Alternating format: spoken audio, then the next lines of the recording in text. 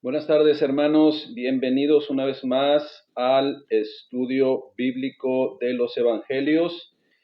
Y acuérdense que este día estamos en Evangelio de Lucas, y hoy estamos prácticamente ya cerrando con el último capítulo 24 de Lucas. ¿Y qué le parece si nos ponemos en manos de Dios para ser bendecidos y ministrados a través de esta escritura tan edificante? Gracias, mi Dios, te damos por tus bendiciones. Gracias, Padre, por darnos la oportunidad de estar siempre esperando el ser ministrados por tu perfecta voluntad, y que esta tierra, Señor, nuestra tierra, nuestro cuerpo, Señor, sea verdaderamente un receptor de tu palabra que da fruto al 100 por 1. En el nombre de Cristo Jesús te damos gracias, Re bendito. Amén. Gracias, mi Dios. Evangelio de Lucas, capítulo 24, consta de 53 versículos, y los temas abordados en este ya último capítulo de Lucas es la resurrección de Jesús, que abarca o que toma 12 versículos para este tema; el camino a Emaús, que toma 23 versículos, prácticamente gran parte de este capítulo 24. Jesús aparece a sus discípulos, 14 versículos hablan de este acontecimiento. Y por último, la ascensión, 4 versículos. Los personajes que aparecen en este capítulo son Jesús, Dios el Padre, como siempre, algunas mujeres, dos varones con vestiduras resplandecientes: María Magdalena, Juana, María la madre de Jacobo, los discípulos conocidos posteriormente como apóstoles y otros más, así lo menciona, Pedro, los principales sacerdotes, gobernadores y otros pecadores que lo crucificaron al Señor Jesucristo, dos personajes caminando hacia Emaús, uno llamado Cleofas, obviamente discípulos del Señor también, pero no uno de los 12, ¿no? Es mencionado también Moisés como referencia y los profetas. A manera de introducción, hermanos, este último capítulo del Evangelio de Lucas es donde prácticamente nos presenta la consumación de todo lo que el Señor Jesucristo había anticipado. Ya se había anticipado, no fue algo que estaba transcurriendo así vamos a decir, porque se iban presentando las cosas. No, todo ya estaba anticipado en la Escritura. ¿Y a quién se los había anticipado? Bueno, a sus discípulos, y también públicamente muchas de las cosas que iban a suceder los comentaba, hacía los comentarios. Sin embargo, pues muchos no comprendían de qué se trataba. Públicamente, pues, lo hizo, y algunos que más o menos escuchaban el mensaje, pero no comprendían el mensaje, pues fue parte de acusaciones por quienes también supuestamente estaban para servir. Esto es, también me refiero pues a los sacerdotes.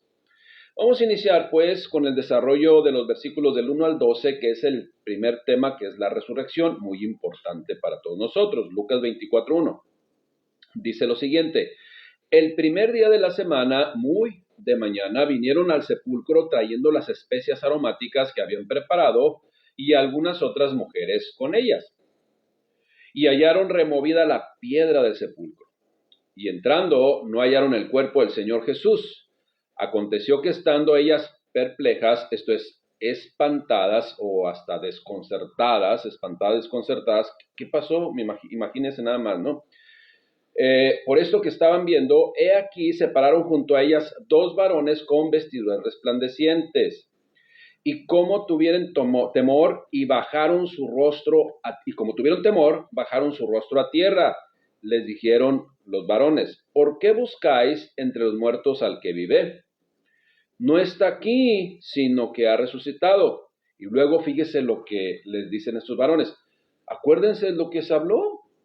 Acuérdense de lo que Él les habló cuando aún estaban en Galilea, diciendo lo siguiente: es necesario que el Hijo del Hombre sea entregado en manos de hombres pecadores, y que sea crucificado, y que resucite al tercer día. Entonces ellas se acordaron de sus palabras y volviendo del sepulcro, dieron nuevas de todas estas cosas a los 11 y a todos los demás. Y estas eran María Magdalena y Juana y María madre de Jacobo y las demás con ellas, quienes dijeron estas cosas a los apóstoles, a esos discípulos que posteriormente eran llamados apóstoles. Fíjese bien el versículo 11. Mas a ellos les parecía locura las palabras de ellas y no las creían.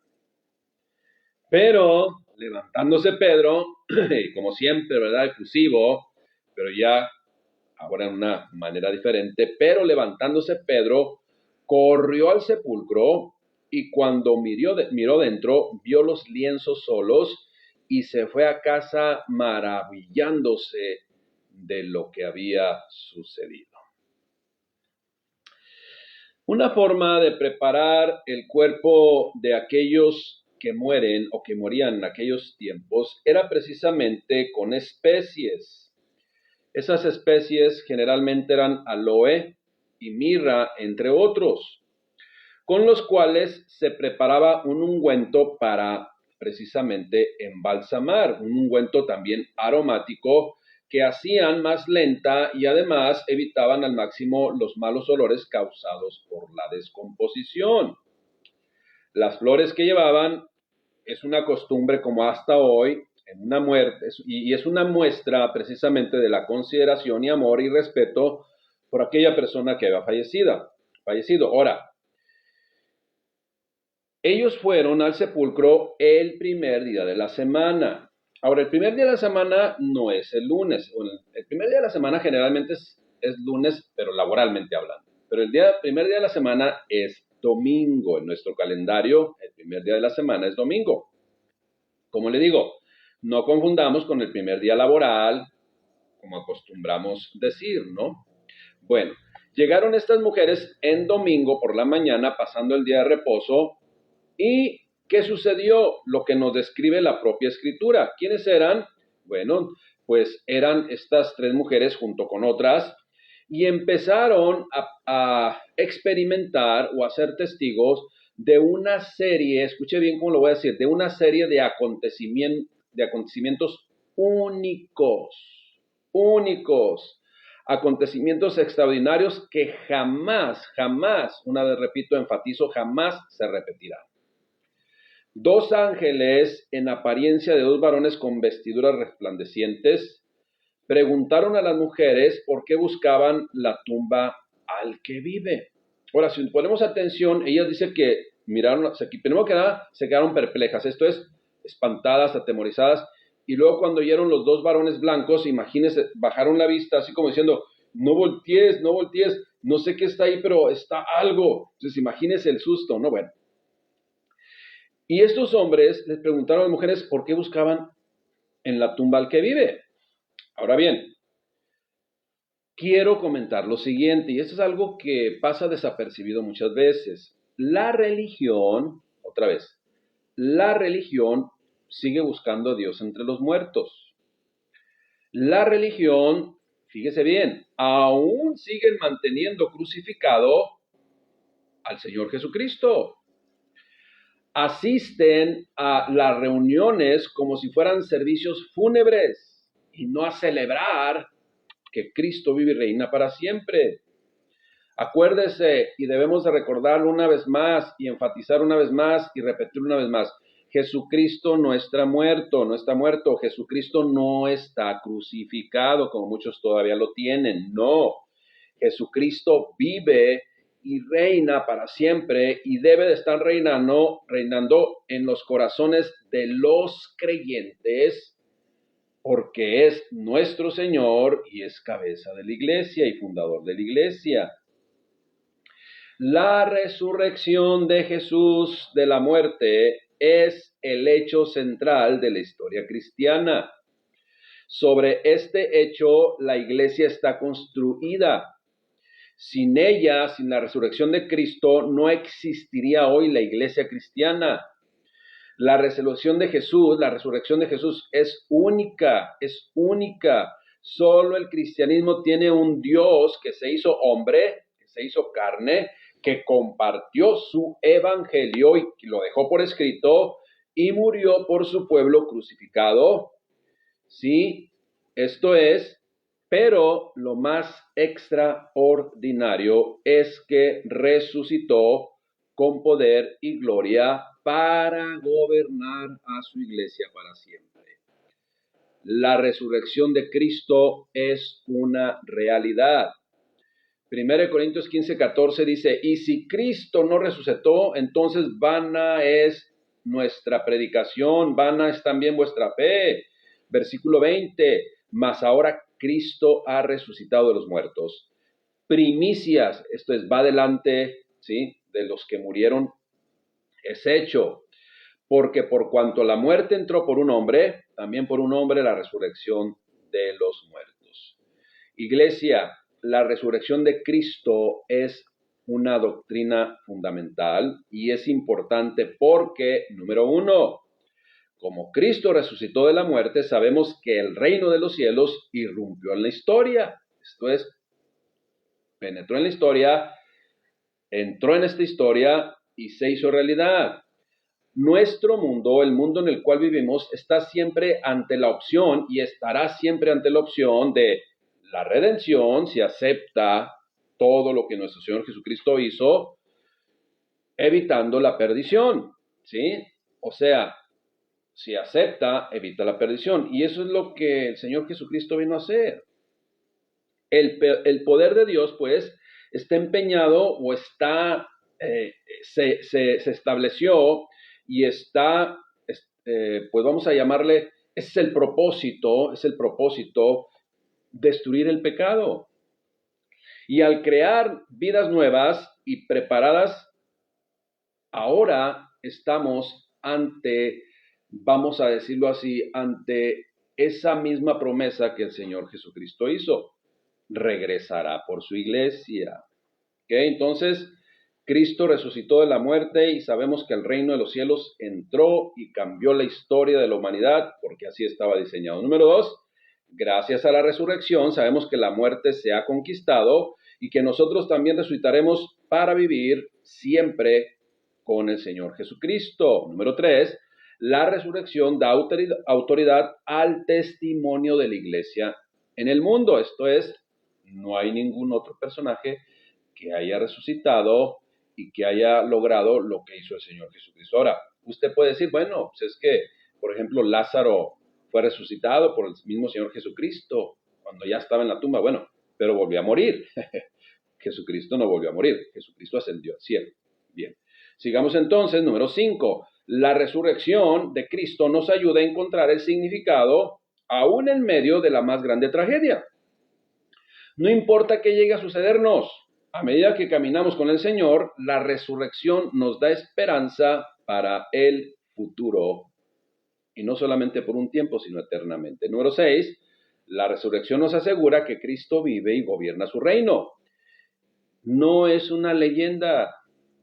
Jesucristo realmente vino a este mundo, murió por los pecadores, resucitó al tercer día y ascendió al cielo.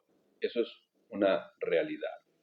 Número 7, el poder de Dios que hizo que Jesús resucitara está a nuestra disposición. Él lo puso a nuestra disposición al grado que podemos vivir para Él en un mundo malo, en un mundo desordenado, porque estamos en el mundo, pero no somos parte de ese desorden del mundo.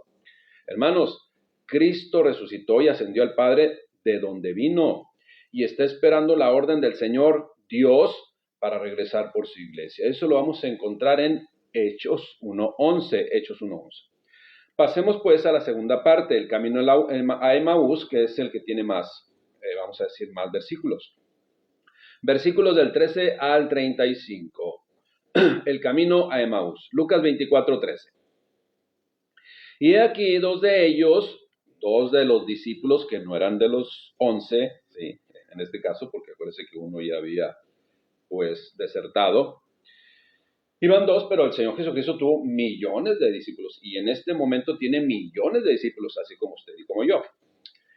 Aquí dice, iban dos de ellos el mismo día a una aldea llamada Emaús, que estaba a 70 estadios de Jerusalén. E iban hablando entre sí todas aquellas cosas que habían acontecido. Y sucedió que mientras hablaban y discutían entre sí, Jesús mismo se acercó, resucitado. Jesús mismo se acercó y caminaba con ellos. Versículo 16. Mas los ojos de ellos estaban velados, ¿sí? Para que no le conociesen. Y les dijo, les preguntó, ¿qué pláticas son estas que tenéis entre vosotros mientras camináis? ¿Y por qué están tristes? Respondiendo uno de ellos, que se llamaba Cleofás, le dijo, ¿eres tú el único forastero en Jerusalén que no ha sabido las cosas que en ella han acontecido en estos días? Pues claro que sí, no, pero vamos a seguir. Entonces se les dijo, ¿qué cosas? Ellos le dijeron, pues de Jesús Nazareno, que fue varón profeta, poderoso en obra y en palabras delante de Dios y de todo el pueblo, y cómo le entregaron los principales sacerdotes y nuestros gobernantes a sentencia de muerte y le crucificaron. Pero, o sea, ahí se dio cuenta el Señor Jesucristo, bueno, ya lo sabía, pero ellos testificaron de que sabían precisamente la historia, ¿no? Y luego se aclaran en su inocencia y mencionan en su inocencia lo siguiente, pero nosotros esperamos que Él era el que había de venir a Israel. O sea, como que estamos confundidos, no sé qué pasó. Y ahora, además de todo esto, hoy ya es el tercer día que esto ha acontecido. Aunque también nos han nombrado unas mujeres de entre nosotros, las que antes del día fueron al sepulcro, y cómo no hallaron el cuerpo, y vinieron diciendo que también habían visto visión de ángeles, quienes dijeron que él vive. Y fueron algunos de los nuestros al sepulcro y hallaron así como las mujeres habían dicho, pero a él no le vieron. Entonces el Señor Jesucristo, resucitado, les dijo así, oh insensatos y tardos de corazón para creer todo lo que los profetas han dicho. O sea, esto ya se había establecido y el mismo Señor Jesucristo les había comentado lo que tenía que acontecer. Y luego el versículo 26, ahí lo confirma, no era necesario que el Cristo padeciera esas cosas y que entrara en su gloria. Y comenzando desde Moisés y siguiendo por todos los profetas, les declaraba en todas las escrituras lo que de él decían. Acuérdense, todas las escrituras, ¿a qué se refiere? Pues al Antiguo Testamento, ¿no? A los rollos, a los escritos, a los profetas, porque aún no tenían el Nuevo Testamento. Llegando a la aldea donde iban, él hizo como que iba más lejos, mas ellos le obligaron a quedarse, diciendo, quédate con nosotros porque se hace tarde y el día ya ha declinado. Entró pues a quedarse con ellos. Y aconteció que, estando sentado con ellos a la mesa, tomó el pan y lo bendijo y lo partió y les dio. Entonces les fueron abiertos los ojos y le reconocieron, mas él desapareció de su vista. Y se decían uno al otro, ¿no ardía nuestro corazón en nosotros mientras nos hablaba en el camino y cuando nos abría las escrituras? Y levantándose en la misma hora volvieron a Jerusalén y hallaron a los 11 reunidos y a los que estaban con ellos, que decían, ha resucitado el Señor verdaderamente y se ha aparecido a Simón. Entonces ellos contaban las cosas que les habían acontecido en el camino y cómo le habían reconocido al partir el pan. Estos dos discípulos, hermanos, que se dirigían a Emaús, uno llamado Cleofás, imagínense en todos estos acontecimientos, o usted póngase en el lugar de ellos, en todos estos acontecimientos que habían sucedido, totalmente, vamos a llamarle, pues, inéditos, totalmente atípicos, iban caminando y mencionando, pensativos, pues, meditando en los acontecimientos de 2 días atrás, ya era el tercer día. Esta condición, o sea, vamos hasta cierto punto a justificarles en su accionar, ¿no? Esta condición es igual como a experimentar una situación fuera del ordinario y no saber qué pensar y estar en esa situación de creer o no creer, qué aconteció, qué está pasando, qué pasó. Entonces iban tan afanados en ese pensamiento que movía toda su concentración, que cuando se les acercó el mismo Señor Jesucristo, pues pasó desapercibido. Ellos iban tan enfocados en esto, ahora sí que como iban como personas así, zombies, ¿no? Bueno, disculpen la expresión, pero así como idos, y no al 100% en sus cabales, ¿no? En sus sentidos. Iban pues meditando en esto. Quizás, como le comento, el factor principal por el cual no reconocieron inmediatamente a Jesús, pues es que iban pensativos, enfocados y solamente pues extrañados por los acontecimientos, y eso les robaba toda su atención. La noticia pues de la crucifixión de Jesús se esparció por toda Jerusalén, ya que era la semana de Pascua. Acuérdense que todas las fechas que escogió Dios, el Padre Celestial, para hacer su plan, pues tuvo un propósito, ¿no? Tuvo un propósito. ¿Por qué ahí? Bueno, le entregaron a muerte en los días de la Pascua. ¿Por qué? Porque era un día de acontecimientos tan importantes que muchas personas venían de diferentes lugares a visitar precisamente esa ciudad. Desde Roma venían, de lugares circunvecinos, ahora sí que de lejos y de cerca estaban ahí mucha gente que iba a adorar al templo.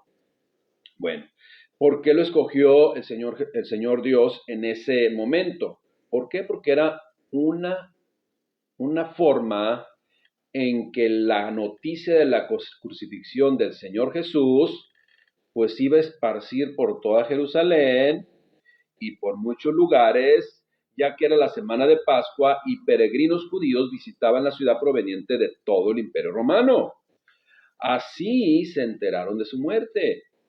Este no era un acontecimiento de poca importancia que afectaría solo a los discípulos. Toda la nación estaba interesada. Ese momento escogido por el Padre precisamente fue, pues, para que hubiera más testigos de este hecho. No olvidemos que la muerte y resurrección de Cristo es la esperanza vigente para el mundo entero. Pero en este momento, aún con todas las evidencias del testimonio de las mujeres y de las profecías bíblicas que se ocupaban de este hecho, pues muchos no creían. Los mismos discípulos no creían. Mucha gente aún en este tiempo sigue sin creer. ¿Qué más hacía falta en aquellos tiempos? Bueno, pues la presencia del mismo Señor Jesucristo que convivió sí, ahora con ese cuerpo glorificado, también siendo humano, pero ahora sí 100% glorificado también, pues convivió 40 días con ellos. Para estos discípulos fue necesario que el Cristo viviente se pusiera en medio de ellos, y para muchas personas hoy en nuestros tiempos, pues se requiere la presencia viva del Señor Jesucristo en sus corazones a través de su Espíritu Santo, para entonces creer. Esa frase entonces les dijo en el versículo 25, oh insensatos y tardos de corazón para creer todo lo que los profetas han dicho. No era necesario que el Cristo padeciera estas cosas sin que entrara en su gloria. Ahora, ¿por qué llamó Jesús insensatos a estos hombres? ¿Por qué? Bueno, es que aunque le conocían muy bien por lo que había dicho y por las profecías bíblicas, fallaron en comprender que los padecimientos de Cristo pues eran la senda de la gloria, era lo que tenía que acontecer. No podían comprender por qué Dios no intervino para salvar la vida de Jesús en la cruz. Estaban atraídos a la idea de la admiración de un mundo de poder político y militar que no estaban preparados para ver, escuche bien, para ver y ser testigo de los antagónicos del reino de Dios, donde el último será el primero y donde la vida, sí, emana de la muerte. O sea, son las cosas que vino a romper el Señor Jesucristo. Hoy en nuestros días, y a estas alturas, ¿ya comprendimos la totalidad del plan perfecto de Dios? ¿O seguimos siendo insensatos, inconfundidos ante una sociedad que desea negar una verdad confirmada? Fíjese, una sociedad, ¿sí?, que desea negar una verdad confirmada hasta por historiadores no creyentes, como lo son Flavio Josefo y Tácito. Esa es la realidad, hermanos. Cristo, toda esa historia, es un hecho que no se puede negar. Versículos del 36 al 49. Jesús se aparece otra vez a sus discípulos. Lucas 24, 36. Mientras ellos aún hablaban de estas cosas, Jesús se puso en medio de ellos y les dijo: paz a vosotros, shalom. Entonces, espantados y atemorizados, pensaban que veían espíritu. Pero él les dijo: ¿por qué estáis turbados? Y vienen a vuestros corazones estos pensamientos. Miren mis manos, miren mis pies, que yo mismo soy. Palpan y vean, porque un espíritu no tiene carne y huesos como ven que yo tengo. Y diciendo esto, les mostró las manos y los pies. Y como todavía ellos de gozo no lo creían y estaban maravillados, les dijo: ¿tienen aquí algo de comer? Entonces le dieron parte de un pez asado y un panal de miel, y él los tomó y comió delante de ellos y les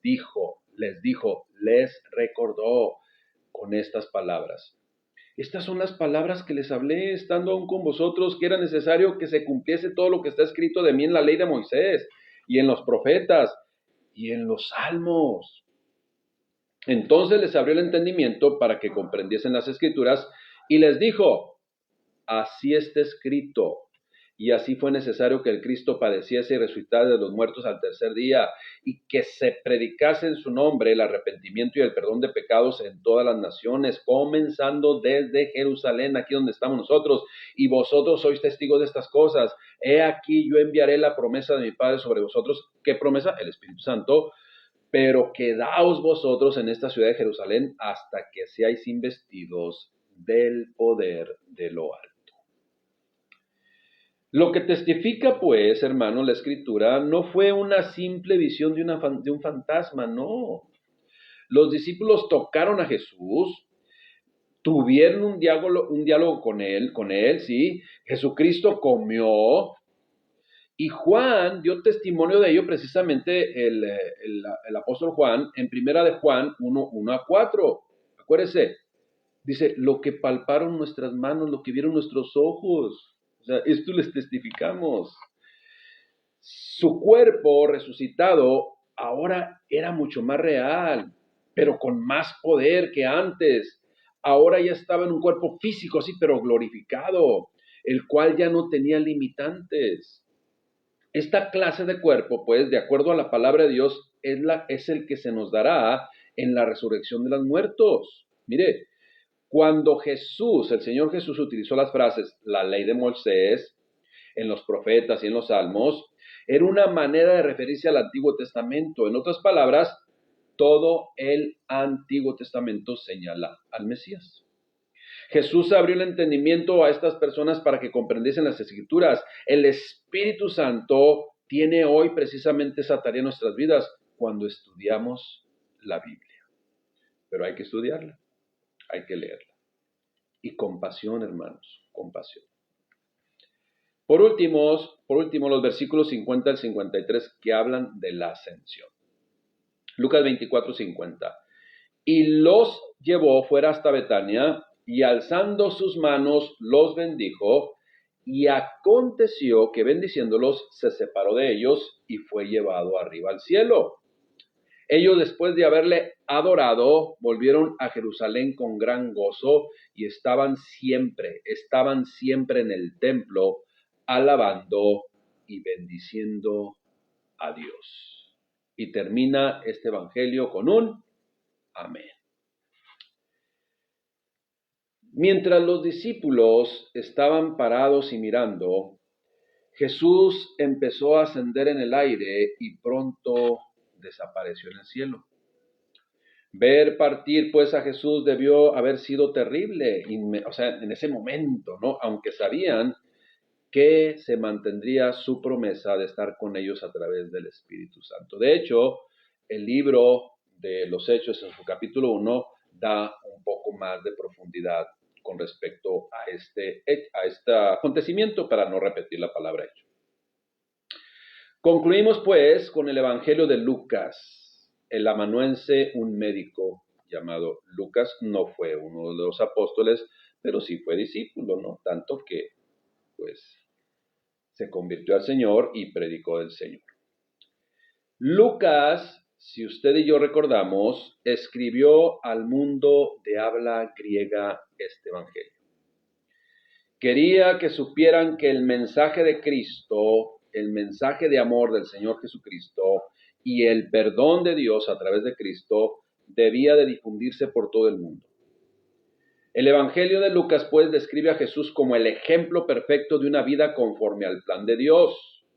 El Evangelio de Lucas da testimonio de la niñez del Señor Jesucristo, la cual vivió en obediencia a sus padres y asombró a los líderes religiosos en el templo, que después lo crucificaron, esos líderes religiosos. Ahora, como adulto, sirvió a Dios y al Padre Celestial, pues, y a otros también. Y a través de la predicación de su palabra traía sanidad y finalmente, pues, sufrió sin quejarse cuando lo condenaron.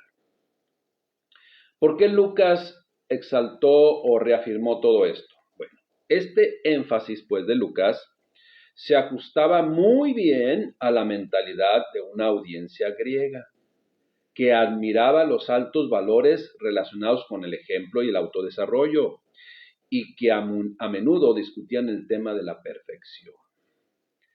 El Dios hombre perfecto, crucificado, resucitado y ascendido, precisamente todo esto nos lo describe el Evangelio de Lucas. Y todos estos hechos, el Señor Jesucristo los hizo públicamente para que se cumpliera el propósito del Padre Celestial en él.